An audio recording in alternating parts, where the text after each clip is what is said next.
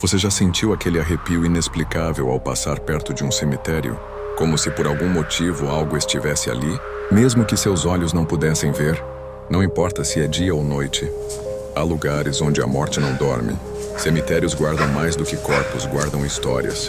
Histórias que ninguém quer ouvir, e muito menos viver. Hoje você vai conhecer 3 encontros reais e perturbadores com o inexplicável. E depois de ouvir cada um deles, talvez você pense 2 vezes antes de visitar um túmulo novamente.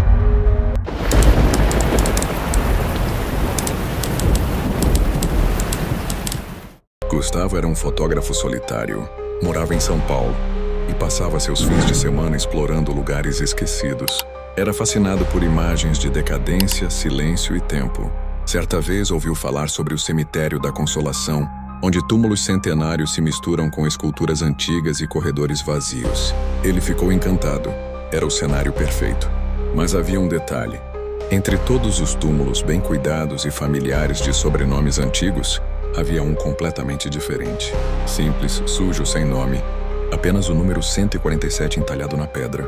Segundo os coveiros mais antigos, ali descansava o corpo de um homem nunca identificado, encontrado morto, nu, com o rosto desfigurado e as mãos amarradas, dentro de um galpão abandonado. Não tinha ninguém para chorar por ele, e por isso ninguém sabia sequer seu nome. Gustavo evitava aquele túmulo.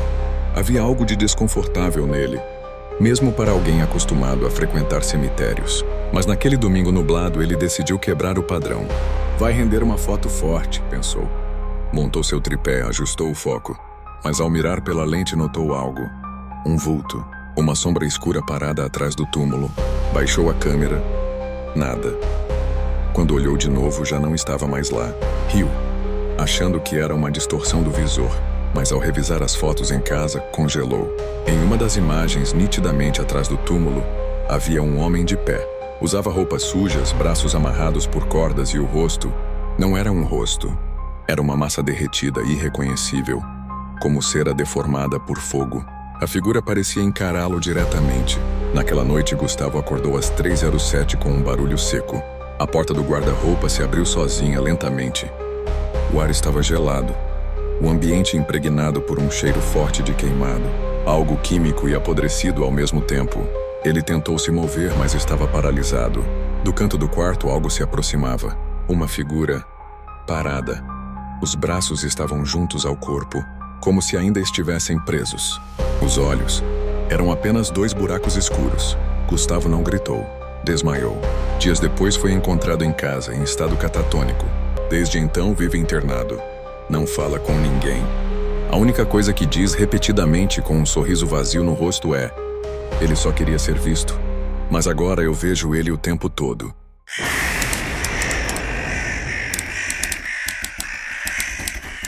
A segunda história vem do interior da Bahia. Maria. Júlia era uma jovem cuidadora de idosos, voluntária em um asilo que abrigava senhores e senhoras sem família. Lá conheceu Dona Ernestina, uma senhora frágil, de cabelos muito brancos e olhos opacos, que passava horas sussurrando sozinha, sempre à noite. Repetia nomes, datas e algo que parecia ser parte de uma conversa. Quando perguntaram o que dizia, ela respondeu: "Estou respondendo às cartas do meu filho. Ele me escreve do cemitério." Todos pensaram que era apenas demência, mas a frase não saiu da cabeça de Maria Júlia.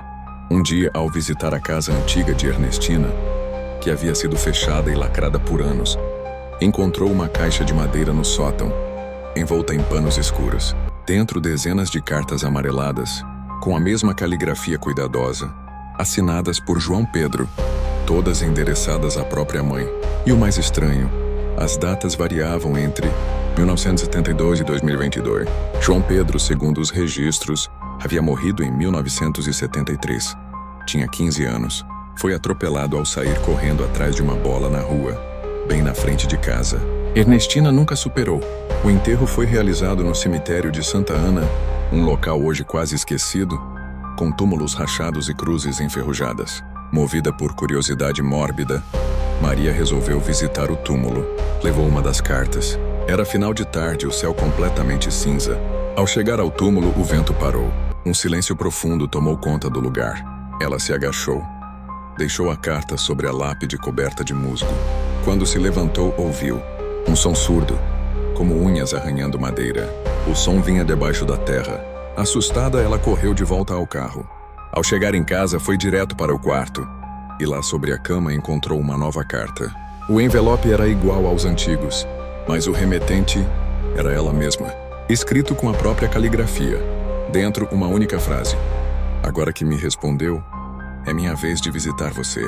Desde então, ela não dorme mais sozinha. Sempre às 03h13, sente algo sentar na ponta da cama. As cartas continuam chegando e a letra está ficando cada vez mais parecida com a dela.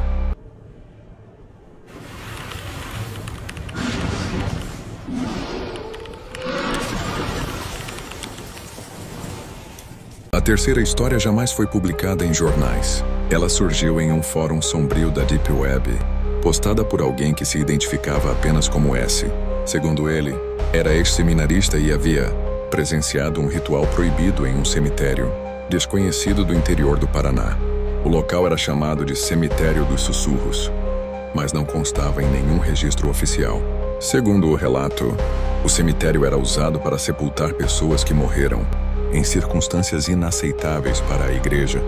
Crianças nascidas fora do matrimônio, vítimas de suicídio, hereges e outros casos vergonhosos.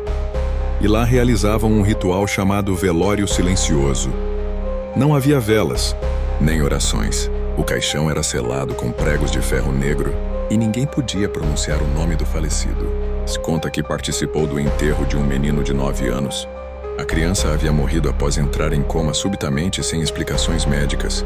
Durante o enterro, os familiares estavam em choque. Não choravam, não falavam, apenas observavam. No terceiro dia, S voltou ao cemitério à noite. Algo o atraía. Ele dizia que sentia como se alguém chamasse por ele, baixinho como num sussurro. Chegando lá, parou diante do túmulo da criança e então ouviu sussurros, vozes infantis, uma canção de ninar, fraca, mas clara. Dorme, neném, que o bicho vem pegar. Ele congelou, mas ao dar um passo para trás tropeçou e caiu sobre o túmulo. O chão estava fofo e naquele exato instante, uma mão infantil e pálida surgiu da terra e agarrou seu pescoço. Ele gritou, lutou, mas tudo escureceu. Acordou em casa, deitado no próprio quarto, com marcas de arranhões no pescoço. Pensou que tivesse sonhado, mas ao checar o celular, havia um áudio gravado, automaticamente a 0300. Ele dava play e escutava a voz da criança. Nananenem, o bicho vai pegar. Ele compartilhou o áudio no fórum. Muitos disseram que era montagem. Outros ouviram e disseram que depois disso, começaram a sonhar com túmulos abertos e vozes infantis os chamando pelo nome. O local exato do cemitério nunca foi revelado.